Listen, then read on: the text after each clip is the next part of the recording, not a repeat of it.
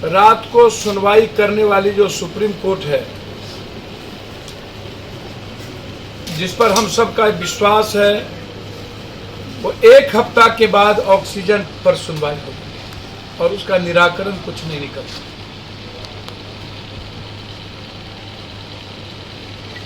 पूरा देश शमशान बन गया है।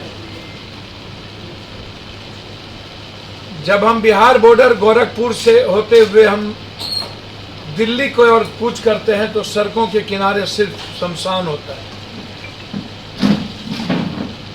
जब हम पटना से मुजफ्फरपुर होते हुए आगे बढ़ते हैं तो सड़कों के किनारे शमशान होता है।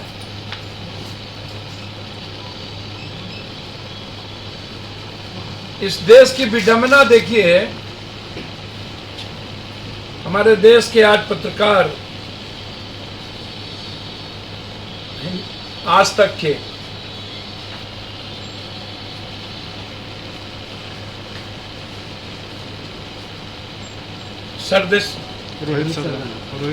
रोहित सरदाना जी और हमारे बिहार के चीफ सेक्रेटरी अभी चले गए अरुण कुमार,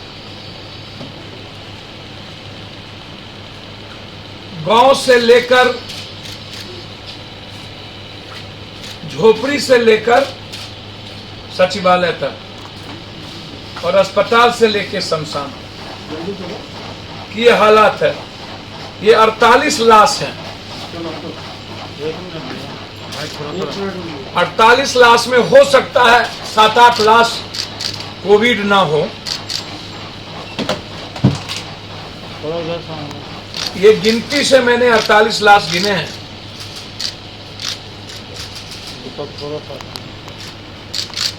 सामने दिखाइएगा भैया। और दिन में ही 48 लाश है। हाँ बता दीजिए ना जी। और एक घाट पर है जिसमें मेरे ख्याल से 38 से 39-40 के लगभग ये पॉजिटिव लाश होंगे।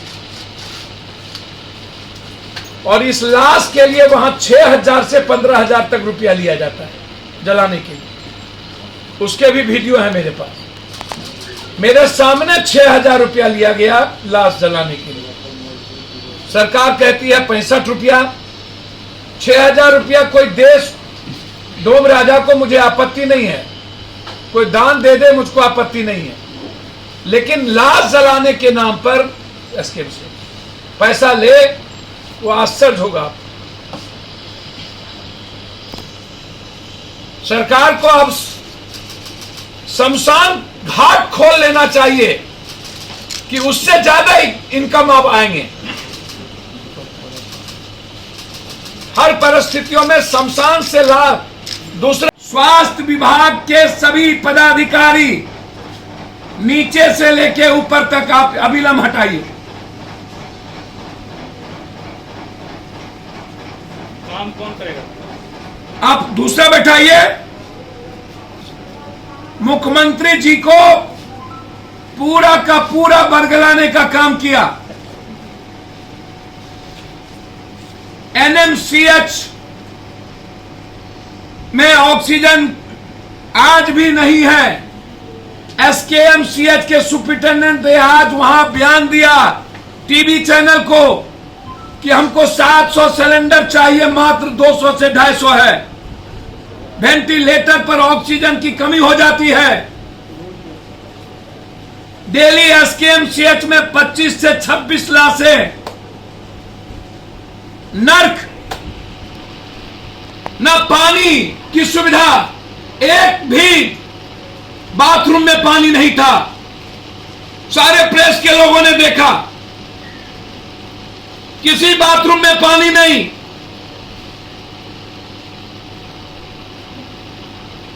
कोई सफाई कर्मी नहीं और एक भी डॉक्टर नहीं जाते थे। रेमडेसिविर किसी को नहीं मिला अभी तक।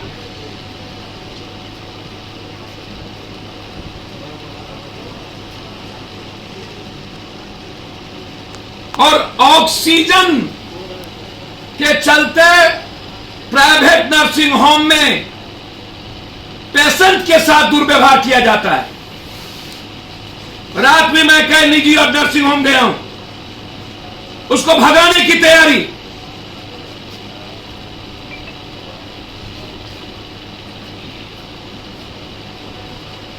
सरकार जितनी पैसे खर्च करते हैं रेमडेसिविर पर, वो पप्पू यादव को दे।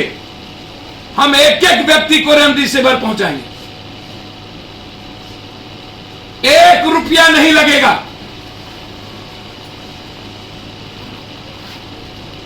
पत्र लिखेंगे, पत्र लिख चुके हैं,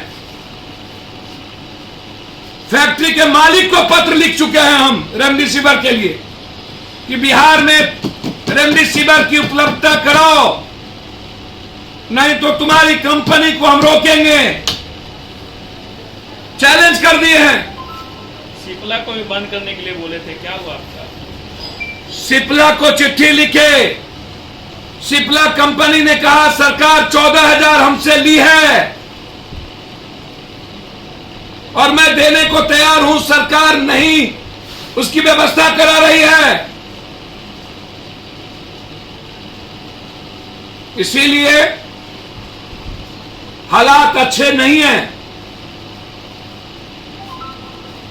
हर घर के लोग परेशान। एसकेएमसीएच का कचरा देखिए, ये वार्ड, हमारे सामने 3 लाशें, ये कचरा लैट्रिन और बाथरूम वार्ड में तैर रहा था। सारी लैट्रिन और बाथरूम में एक आदमी, आपको आश्चर्य होगा, ये देखिए, ये देखिए, ये लैट्रिन देखिए, ये कोई, मतलब आप आश्चर्य होगा, बाथरूम, सब आपको आश्चर्य लगेगा। मतलब मेरा 2-3 बात कहना है सरकार से कि कितने लाश के बाद, कितने शमशान के बाद आप तय करेंगे। पहला है कि प्राइवेट हॉस्पिटल को सरकार कुछ महीनों के लिए अपने नियंत्रण में ले।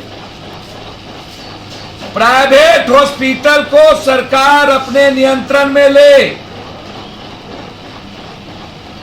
स्पेशल टास्क फोर्स का गठन करे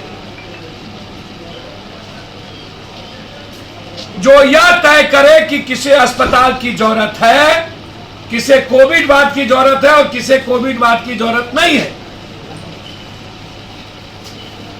हर अस्पताल में स्पेशल नर्स की व्यवस्था हो जो सिर्फ ऑक्सीजन देखे मरीज का, दूसरा कोई काम ना करे। रिटायर्ड जज और रिटायर्ड प्रशासनिक अधिकारियों को अस्पताल के मैनेजमेंट में लगाया जाए, कोविड अस्पताल के मैनेजमेंट, ताकि चिकित्सकों और नर्सों पर लोड कम पड़े। वो मेडिकल का काम करे, प्रशासनिक काम रिटायर्ड प्रशासनिक पदाधिकारी और रिटायर्ड जज के अंदर। मुझे कभी कभी आश्चर्य होता है कि अखबार बेचने वाला व्यक्ति इस देश का अब्दुल कलाम हो सकता, तो जितने लोग, हजारों हजार लोग डरे हैं, क्या उसमें कोई अब्दुल कलाम पीएम और कोई डीएम, कोई देश का सबसे बड़ा किसान हो सकता था कि नहीं? वेंटिलेटर और ऑक्सीजन के बगैर 260 वेंटिलेटर पूरे बिहार में है मात्र, 260 बेड दुनिया का सबसे कम।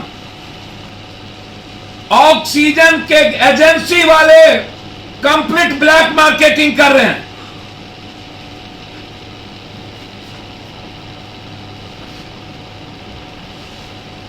चौदह 14,000 दवाई सरकार के अनुसार आने के बाद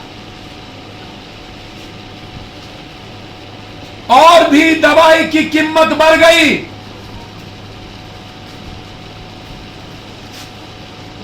40-70 हजार में एक रेमडेसिविर, डेक्सोना, विटामिन सी, सारी दवाई गायब।